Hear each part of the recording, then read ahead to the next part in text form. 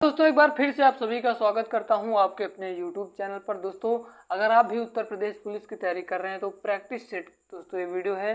तो चलिए दोस्तों आज की प्रैक्टिस सेट शुरू करते हैं। आप भी अपनी सफलता की उड़ान के लिए पूरे वीडियो को जरूर देखिएगा। दोस्तों आज से प्रैक्टिस सेट स्टार्ट हो रहा है। तो हमारा पहला क्वेश्चन है दोस्तों कि अष्ट प्रधान मंत्रिपरिषद किससे संबंधित थी। तो दोस्तों याद रखिएगा इसका राइट आंसर हो जाएगा ऑप्शन नंबर बी वाला शिवाजी। अगला नेक्स्ट क्वेश्चन है दोस्तों, भारतीय संविधान के किस अनुच्छेद के अंतर्गत वित्तीय आयोग के गठन का प्रावधान है। तो दोस्तों इसका करेक्ट आंसर हो जाएगा अनुच्छेद 280। Option number D is correct answer.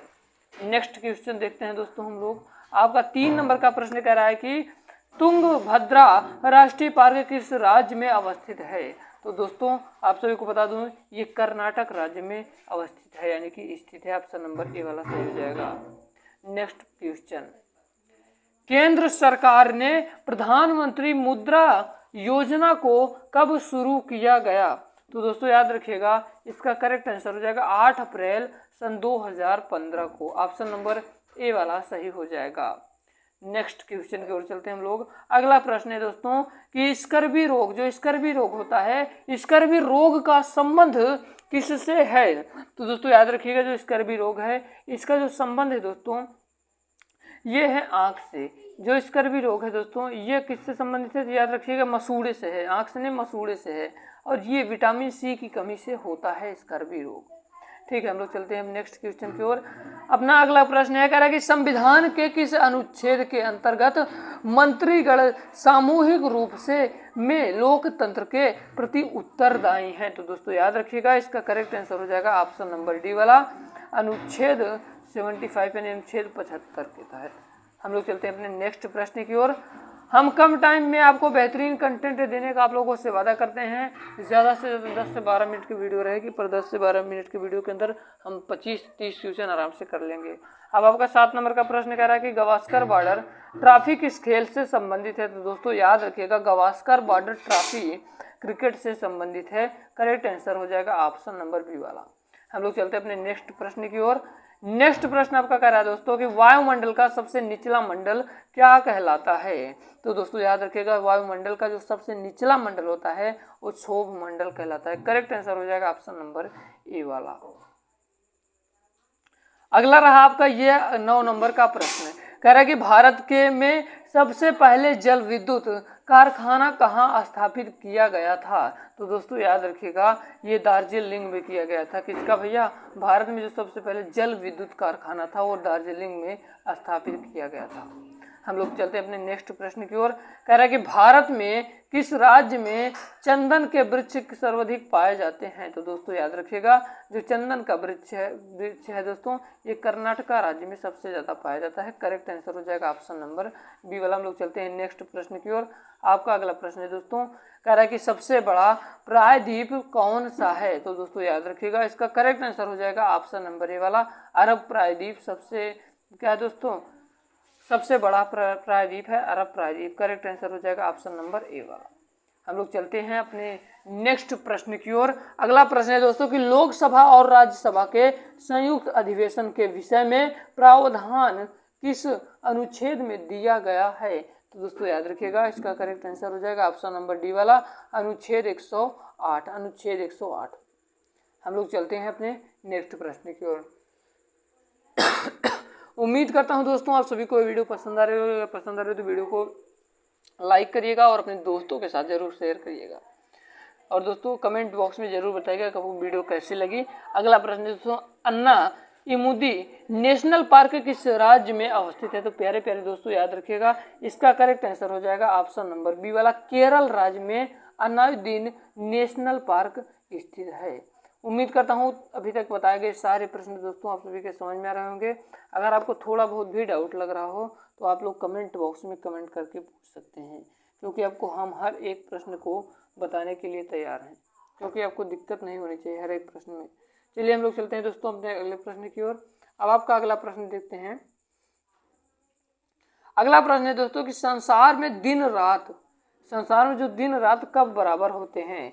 तो दोस्तों आप सभी को बता दूं, ये जो संसार है इसमें कब दिन किस दिन जो होता है कि रात और जो दिन होता है ये बराबर होती है। ये वाला प्रश्न बहुत ज़्यादा इंपॉर्टेंट है दोस्तों, ये बहुत बार परीक्षाओं में आया हुआ प्रश्न है। तो दोस्तों आप सभी को बता दूं, इसका करेक्ट आंसर हो जाएगा ऑप्शन नंबर बी वाला। 23 सितंबर और 21 मार्च के दिन क्या होता है दोस्तों, संसार में दिन रात बराबर होता है। उम्मीद करता हूँ अभी तक बताए गए सारे प्रश्न समझ में आ रहे होंगे। अगला 15 नंबर का प्रश्न कह रहा है दोस्तों, आपका अगला 15 नंबर का प्रश्न कह रहा है कि लेडी रत्न ट्रॉफी किस खेल से संबंधित है। तो दोस्तों याद रखिएगा, इसका राइट आंसर हो जाएगा ऑप्शन नंबर सी वाला हॉकी। हम लोग चलते हैं अपने नेक्स्ट प्रश्न की ओर। हमारा नेक्स्ट प्रश्न है दोस्तों कि हिंदी भाषा के बाद भारत में सर्वाधिक बोली जाने वाली दूसरी भाषा कौन है। तो दोस्तों याद रखिएगा, इसका करेक्ट आंसर हो जाएगा ऑप्शन नंबर सी वाला बांग्ला भाषा। करेक्ट आंसर सी वाला हो जाएगा। उम्मीद करता हूँ अभी तक बताए गए सारे प्रश्न आप सभी के समझ में आ रहे होंगे। अगर समझ में आ रहा है तो वीडियो को लाइक करिएगा, चैनल को सब्सक्राइब जरूर करिएगा। दोस्तों अगला प्रश्न है आपका सभी का कि इंदिरा गांधी हवाई अड्डा कहाँ पर अवस्थित है। तो दोस्तों आप सभी को बता दूं, ये नई दिल्ली में स्थित है। करेक्ट आंसर हो जाएगा ऑप्शन नंबर बी वाला। हम लोग चलते हैं अपने नेक्स्ट प्रश्न की ओर। आपका नेक्स्ट प्रश्न ये है दोस्तों, कह रहा है कि संविधान के किस अनुच्छेद के अंतर्गत केंद्र सरकार राज्य सरकार को निर्देश दे सकती है। जो दोस्तों केंद्र सरकार है वो राज्य सरकार को निर्देश दे सकती है। तो याद रखिएगा, ये बड़ा महत्वपूर्ण प्रश्न है। इसका करेक्ट आंसर हो जाएगा अनुच्छेद 256 के तहत क्या है, जो केंद्र सरकार है राज्य सरकार को निर्देश दे सकती है।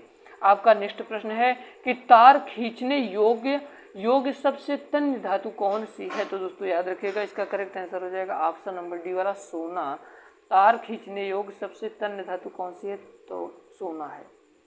हम लोग चलते हैं अपने अगले प्रश्न की ओर। दोस्तों हमारा 20 नंबर का प्रश्न कह रहा है कि सबसे भारी ग्रह कौन है। तो दोस्तों याद रखिएगा, सबसे भारी ग्रह बृहस्पति है। Option number B is correct answer.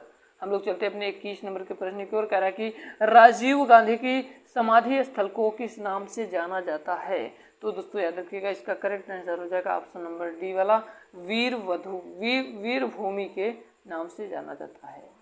Next प्रश्न आपका कि मिफ्टेल कहाँ का शेयर मूल्य सूचकांक है। तो दोस्तों याद रखिएगा, इसका करेक्ट आंसर हो जाएगा ऑप्शन नंबर बी वाला इटली। हम लोग चलते हैं अपने नेक्स्ट प्रश्न की ओर। नेक्स्ट प्रश्न आपका, शिवाजी किस मराठा संत के शिष्य थे। तो दोस्तों याद रखिएगा, ये थे रामदास के संत थे। शिवाजी दोस्तों रामदास मराठा संत के शिष्य थे। करेक्ट आंसर हो जाएगा सी वाला। नेक्स्ट प्रश्न है दोस्तों कि धनिया का सबसे बड़ा उत्पादन राज्य कौन है। तो दोस्तों इसका करेक्ट आंसर हो जाएगा ऑप्शन नंबर सी वाला राजस्थान। हम लोग चलते हैं अपने अगले प्रश्न की ओर।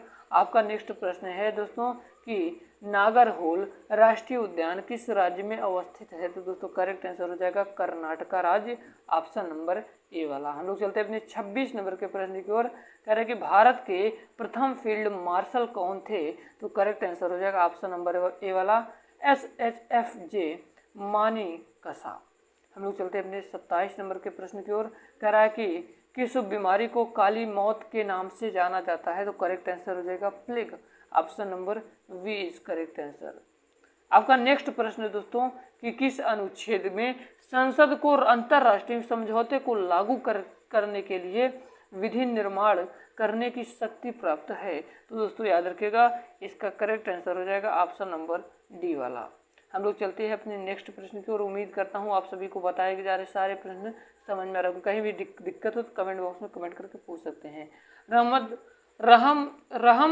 रहमतुल्लाह कप किस खेल से संबंधित है। तो दोस्तों याद रखिएगा, इसका करेक्ट आंसर हो जाएगा ऑप्शन नंबर डी वाला बैडमिंटन से संबंधित है। हमारा नेक्स्ट प्रश्न है और आज का ये लास्ट प्रश्न है कि पोलियो रोग किस अंग को प्रभावित करता है। तो दोस्तों याद रखिएगा, पोलियो अंग तंत्रिका तंत्र को प्रभावित करता है। तो याद रखिएगा, जो पोलियो रोग होता है वो तंत्रिका तंत्र को प्रभावित करता है। उम्मीद करता हूँ ये छोटी सी वीडियो पसंद आई होगी। कल से हम 50 प्रश्न तो 100 प्रश्न लेकर आएंगे, आपको प्रैक्टिस करवाएंगे। मिलते किसी नए वीडियो में, तब तक के लिए जय हिंद, वंदे मातरम, टेक।